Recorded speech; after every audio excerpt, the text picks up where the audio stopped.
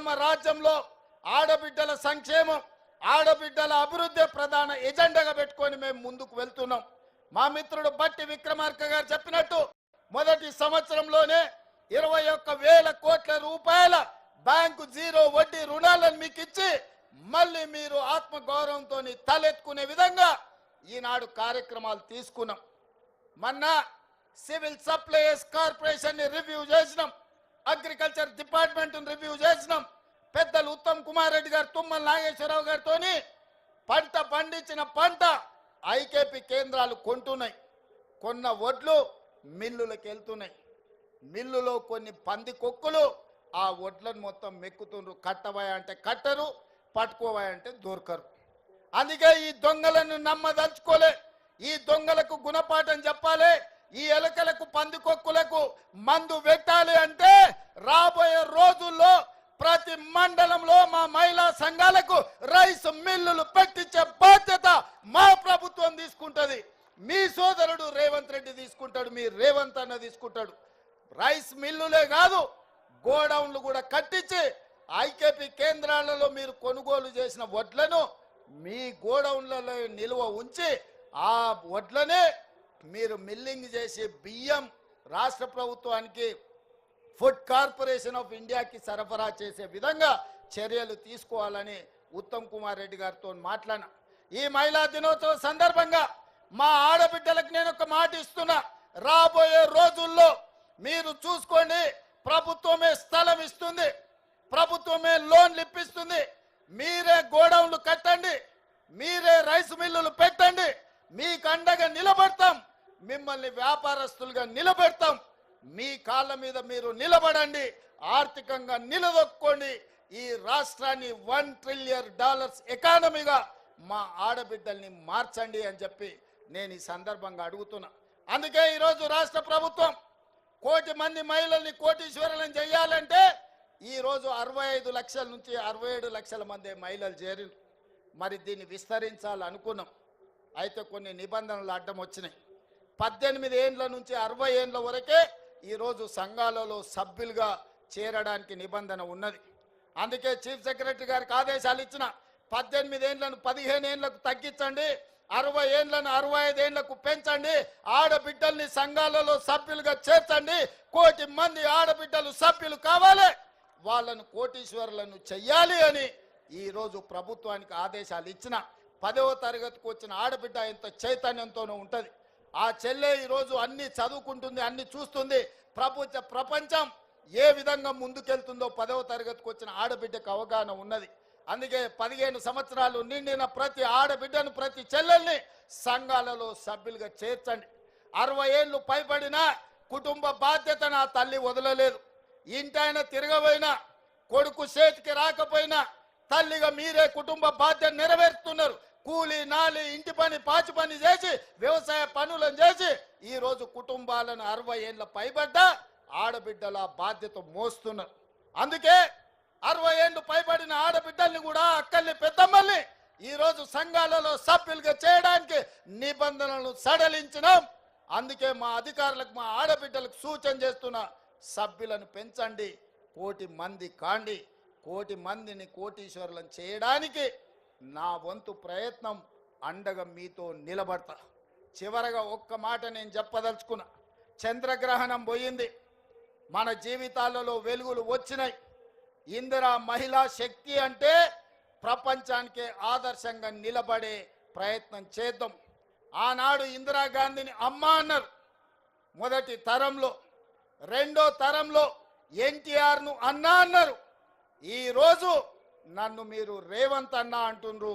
నేను మీ కుటుంబంలో సభ్యుణ్ణి, కుటుంబ సభ్యుని అన్న అంటే ఆ కుటుంబం యొక్క బాధ్యత తీసుకోవడం. ఇది బంధానికి, పేగు బంధానికంటే అతీతమైనది. ఈనాడు మా ఆడబిడ్డల ఆశీర్వాదంతో తెలంగాణ రాష్ట్ర ముఖ్యమంత్రిగా ఈరోజు మీ ముందు నిలబడి మాట్లాడుతున్నారంటే ఈ ఆడబిడ్డల ఆశీర్వాదం ఉండబట్టే ఈ రేవంత్ అన్న మీకు తోడుగా ఉంటాడు. ఆనాడు ఇందిరమ్మ శక్తి, ఆ తర్వాత ఎన్టీఆర్ యుక్తి, ఈరోజు మీ రేవంత్ అన్న స్ఫూర్తిగా తీసుకొని తప్పకుండా ఆడబిడ్డల్ని కోటీశ్వరులుగా మార్చి 1 కోటి మందిని అభివృద్ధి పదం వైపు నడిపించి తెలంగాణను $1 ట్రిలియన్ ఎకానమీ చేస్తాం. ఇదే కాదు, హైటెక్ సిటీ పక్కన మీరు చేసే ఉత్పత్తి, హైటెక్ సిటీ పక్కన విప్రో, ఇన్ఫోసిస్ లాంటి దిగ్గజాలైన కంపెనీలు, కార్పొరేట్ కంపెనీలతో పోటీ పడే విధంగా వందల కోట్ల రూపాయల భూమి శిల్పారామం పక్కన 150 షాప్స్ తోని మీకు అందించడం జరిగింది. మీరు నలుమూలల నిర్మల్ పెయింటింగ్స్ కావచ్చు, ఆదిలాబాద్లో గిరిజనుల కళా వృత్తులు కావచ్చు, తెలంగాణ రాష్ట్రం నలుమూలలో వంటలు కావచ్చు, లేకపోతే తిను బండారాలు కావచ్చు, మీరు చేసే ఉత్పత్తులు అంతర్జాతీయ మార్కెట్ కలిగే విధంగా హైటెక్ సిటీ పక్కన మీకు ఇందిరా మహిళా శక్తి ఒక బజార్ను, ఒక మార్కెట్ హబ్ను మీకోసం క్రియేట్ చేసినాం.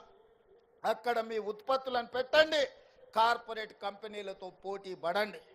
100% అన్ని రకాలుగా మేము అండగా ఉంటాం.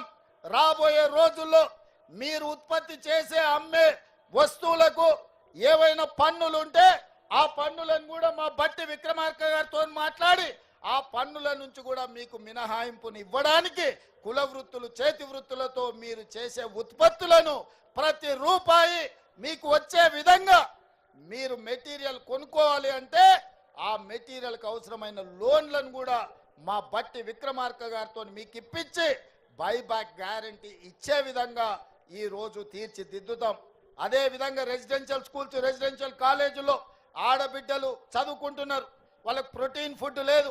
మీరు ఉత్పత్తి చేసిన ఏ మండలంలో ఆ మండలంలో హాస్టళ్ళకి సరఫరా చేసే విధంగా మీ పిల్లలకు మంచి భోజనం, మంచి ఉత్పత్తులు అందించే విధంగా భవిష్యత్తులో నిర్ణయం తీసుకోబోతున్నాం. వాటి మీద కూడా చీఫ్ సెక్రటరీ గారికి సూచన చేస్తున్నా, అదే విధంగా సిఓ గారికి సూచన చేస్తున్నా. మీరు సమీక్షించి మీరు విధానం తయారు చేసి నా దగ్గరికి తీసుకురండి, వాటన్నిటికి కూడా అనుమతిస్తా. మరి ఈరోజు ఇంత ఆలస్యమైన, ఇంత చీకటైన మారుమూల ప్రాంతాల నుంచి వచ్చిన మా ఆడబిడ్డలు ఇంత ఓపికగా కూర్చొని ఈ ఆలోచనలు పంచుకొని సంఘాలను ముందుకు తీసుకెళ్ళండి, సమావేశాలు పెట్టండి, మీ స్వేచ్ఛను ఉపయోగించుకోండి, మీరు స్వయం సాధారికతను సాధించండి, ఈ తెలంగాణ రాష్ట్రాన్ని అభివృద్ధి పదం వైపు నడిపించండి. అన్ని రకాలుగా మీకు అండగా ఉండే బాధ్యత నాది. ఇవాళ బీఆర్ఎస్ వాళ్ళు ఏడుస్తున్నారు. శ్రీశైలం లెఫ్ట్ బ్యాంక్ టన్నెల్ కూలితే జనాలు చచ్చిపోతే వాళ్ళు సంతోషంతో డ్యాన్స్ చేస్తున్నారు. ఏనైనా రోడ్డు మీద యాక్సిడెంట్ జరిగి ఎవరైనా చచ్చిపోతే వాళ్ళు సంతోషపడుతున్నారు. ఏనైనా పంట ఎండిపోతే వాళ్ళు సంతోషపడి గంతులు వేస్తున్నారు. ఇంత పైశాచిక ఆనందం ఎక్కడన్నా ఉంటుందా? ఏందే వాళ్ళ ఆలోచన? టన్నెల్ కూలితే రేవంత్ రెడ్డిని తిట్టొచ్చు, రోడ్డు మీద ప్రమాదం అయితే రేవంత్ రెడ్డిని తిట్టొచ్చు, కాళేశ్వరం కూలిపోతే రేవంత్ రెడ్డిని తిట్టొచ్చు, ఎండకు పంటలు ఎండిపోతే రేవంత్ రెడ్డిని తిట్టొచ్చు. నన్ను తిట్టడం కోసం మీ పైశాచిక ఆనందం మంచిదా అని బీఆర్ఎస్ వాళ్ళు నేను అడుగుతున్నా. 10 ఏళ్ళు ఏల్తిరి దోసుకుంటిరి, 10 నెలలు కూడా కాలేదు, అప్పుడే ఈ ఏడుపులు పెడబొబ్బలేంది? ప్రజలు చచ్చిపోతుంటే బాధతో ప్రభుత్వానికి అండగా నిలబడాలి. ప్రజలకు ఏదైనా కష్టం వచ్చినప్పుడు మనందరం కలిసికట్టుగా ఆదుకోవడానికి ఆలోచన చేయాలి. ప్రజా సమస్యల్ని 10 ఏళ్ల పరిపాలన అనుభవం ఉన్న మీరు మాకు సూచన చేయాలి. ఈరోజు నీళ్ళ సమస్య వచ్చినా, కరెంటు సమస్య వచ్చినా, ప్రాజెక్టుల ప్రమాదం వచ్చినా మీ అనుభవాన్ని ఉపయోగించి ప్రభుత్వానికి సూచన చేయాలి తప్ప మీ పైశాచిక ఆనందం తెలంగాణ రాష్ట్రానికి మంచిది కాదు. పైశాచిక ఆనందం పొందినోడు ఎవడు, బాగుపడ్డోడు ఎప్పుడు చరిత్రలో చూడలే. పురాణాల నుంచి నిన్న మొన్నటి ఎన్నికల వరకు ఈ పైశాచిక ఆనందం ఉన్నోళ్ళు బాగుపడ్డది సంగతే లేదు. అందుకే మీ ఏడుపు ఆపండి, అభివృద్ధిలో భాగస్వాములు కాండి. ఈరోజు జరుగుతున్న కులగణనలో మీ పేర్లు నమోదు చేసుకోండి. మా ఆడబిడ్డలు చేసే అభివృద్ధిలో కూడా మీరు భాగస్వాములు కావాలి. మా ఆడబిడ్డలు పట్టుదలతోని ముందుకు వచ్చిండ్రు. ఆడబిడ్డలకు అండగా నిలబడే బాధ్యత ఈ ప్రభుత్వం తీసుకుంటుంది. 1 కోటి మందిని కోటీశ్వరులను చేసే వరకు ఈ ప్రభుత్వం విశ్రమించదు. ఆడబిడ్డలారా, అక్కలారా, పెద్దమ్మలారా, చెల్లెల్లారా, మిమ్మల్ని అడుగుతున్నా, 1 కోటి మందిని కోటీశ్వరులను చేద్దామా? చేద్దామా? చేద్దామా? 1 కోటి మందిని కోటీశ్వరులను చేద్దామా? చేద్దామన్న వాళ్ళందరూ చేయి పైకెత్తండి, వెనకాల ఉన్న వాళ్ళు కూడా ఎత్తండి, అందరు ఎత్తండి. జై ఇందిరమ్మ.